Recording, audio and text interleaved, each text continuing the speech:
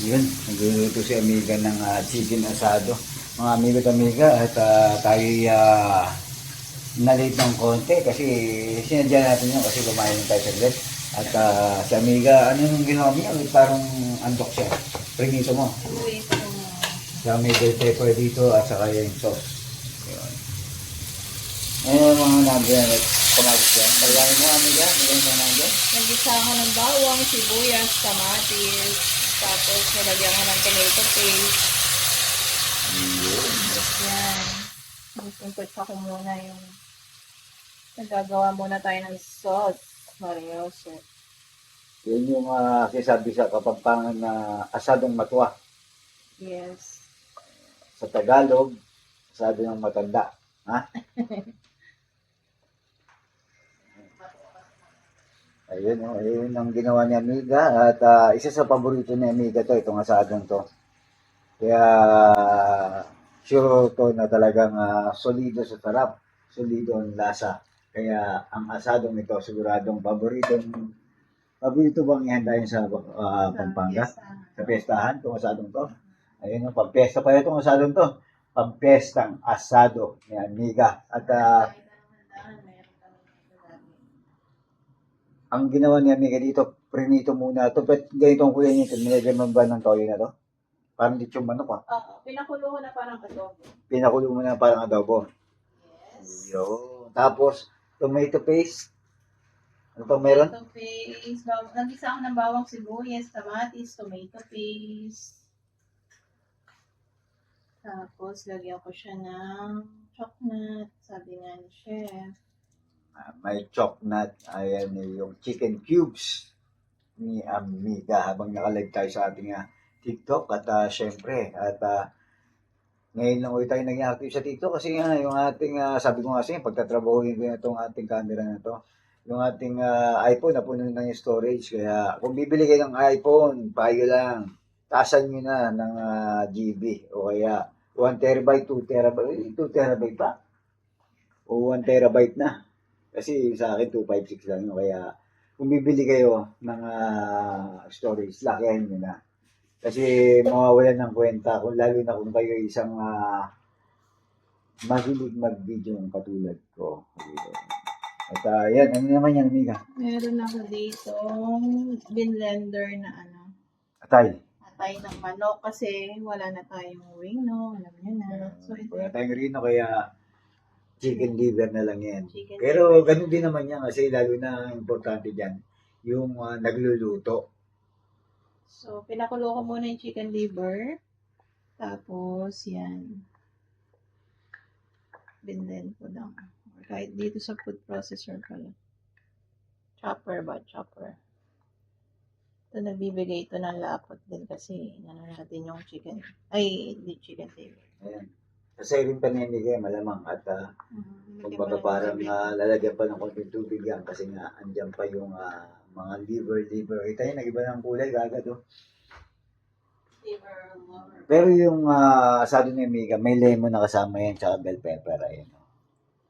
Konting lemon lang. Konting lemon lang, pampaasim. At ito Pero nga yung, kasi dito din ang maasim. ito nga yung kanyang manok.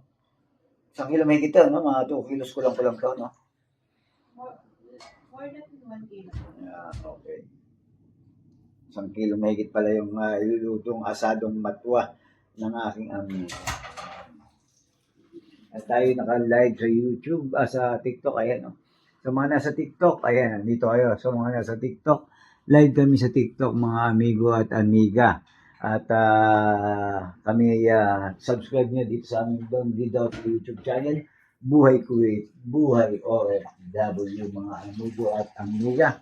At yan na ang ating dire-diretso na, no? Napakasimple lang kung titignan yung pagluluto ng asadong matwa ni Amiga. Pampiesta nga, sabi nga ni Amiga, pampiestahan ang asado. Piestahan na, ayan, yung nag-iba yung kulay, kanina kulay-pulay yan, di ba?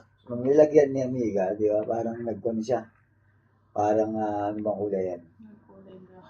Nag-brown na ang kulay yung, niya, madami kasi liver. Okay lang. Lalapot ko ulit. Kukuluan lang natin. Buti na lang merong parang food process, parang yung food processor sa Amiga na pwedeng yung durog na durog talaga yung kanyang atay.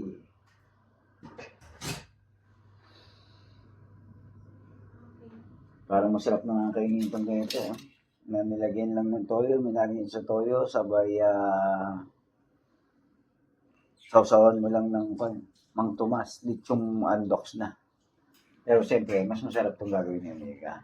Yung ating sabi dito. Gidote yung ano, Yung, yung mga ganyang may sauce. yan. Siyempre, mahilig tayo sa may mga sauce, Mabi Joseph. Ay, At, George pa yung aking daliri. na-injured ka, alam, pinagtanggol mo si Bato. Si Bato, ganyan din ang sugat ni Bato. Ay pagabulan daw sa NBI. Yun. Shoutout sa iyo, Senador Bato. At sana kung ano ang ipinaglalaban mo, paglaban mo yan. Dahil Pilipino ka. Dapat nga, sabi mo nga, karapatan mo yan na ikaw ay suportahan ng gobyerno. Kasi ikaw ay Pilipino. Huwag kang May ibibigay. kaso, gobyerno nga ang kalaban niya. Diyan makakapatunayan. Gobyerno nga yung nagpaano sa kanya. Kaya sabi nga, deserve ni Bato na tulungan siya ng gobyerno na huwag siyang ibibigay, di ba? Sa gustong umaresto sa kanya. Pero, syempre, Gobyerno bahala kayo dyan at kung ano ang tama, dapat din tayo. Alam na ni BBM yan. BBM, baka naman. Ayun, baka gusto mo nga sa atin, punta ka lang dito sa Kuwait at kami po ay OFW ng Kuwait at siya migay nagluluto ng asado nga. Para matikman ni BBM naman yung asado mo, baka tayo, pag natikman yan, magkaisa lahat ng mga politiko rin na yung mga nangungurakot ay hindi na mangurakot dahil sa asado. Kung pwede nga lang magicin na ganun eh. Kung pwede nga lang, di ba? O, kumain ka nito, bakit? Pagka kumain ka niyan, hindi ka na mangungurakot. Di ba? Lahat mga ganun eh, di ba? May pagkain ganun. Na kapag kumain ka ng katulad nito, siguradong sasaya ang buhay mo. Kung masaya ka, pumalakpakan. Nilagay na ni Amiga yung kanyang manok. Kaya natin yan. Ikaw ay masaya, tumawa ka lang. Yun. Kung ikaw ay galit, yun. Ano gagawin? Manahimik. Manahimik. Kung ikaw ay masaya, huwag kang mangangako. Ganun yun, mga amigo at amiga. Tandaan nyo ang naging lesson ng buhay na yan. Kung ikaw ay galit, huwag ka na magsalita. Kung ikaw ay masaya, huwag kang mangangako. Yan, mga amigo at amiga. At kukuluan mo lang yan. Tapos, ako na yan. Solid na. Solid na yan. Tikman natin ko ito. Titigman, siyempre. At titigman natin yan. Yung asado ni Amiga. Pagkalagay mo ng bell pepper, okay na yan, no? Yeah. Yes. Yun. Paano mga amigo at amiga? At sana nandito kayo para tikman natin to at sabay-sabay tayong pinigil. Sabi nga natin, kung itong ulam na ginawa ni Amiga ay mayroong magic na hindi mangungurakot ang politiko sa Pilipinas, pinatikim ko na to. Magluluto ang pagkatapos. Magluluto siguro laging kayo Libre to. lahat. Libre ito. Maraming magluluto ng ganito. Pero malabo yun kasi sabi nga, ang Pilipinas hanggang nandyan yung mga nakaupo dyan. Siyempre, paglutahan natin yan. Pero na lang siguro, kung talagang Habang buhay na yan. habang buhay na yun, parang sabi nga natin, kung baga sa cancer, stage 5 na yan. Hindi na yan masusunod. Hindi na malusolusyon yan. Kaya yung mga Pilipino, tayo mismo, ang magluto ng asado. At may mga hugasin dito sa Amiga.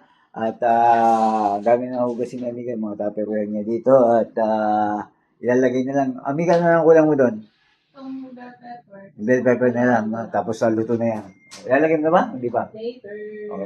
Okay, sige. Tingnan natin. Abang natin ang paglalagay ng Amiga ng kanyang pero lemon okay naman. Yeah.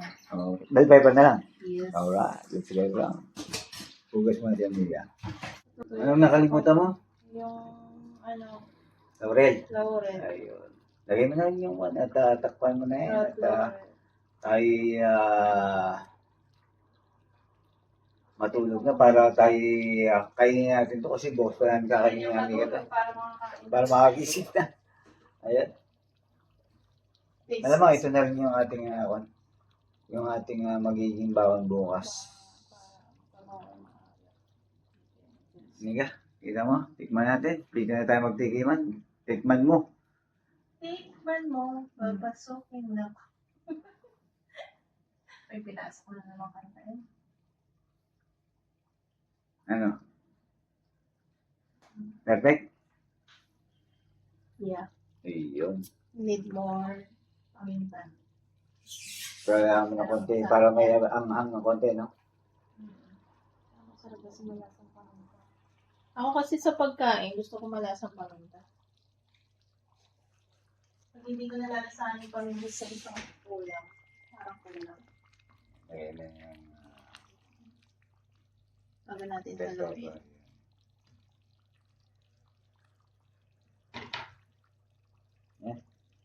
Palagay ko, kompleto na yan at yung lasa perfect na at paminta na ang nilagay ni amiga at sobrang lambot na, nagkakahiwa-hiwalay na siya. Ngayon, no?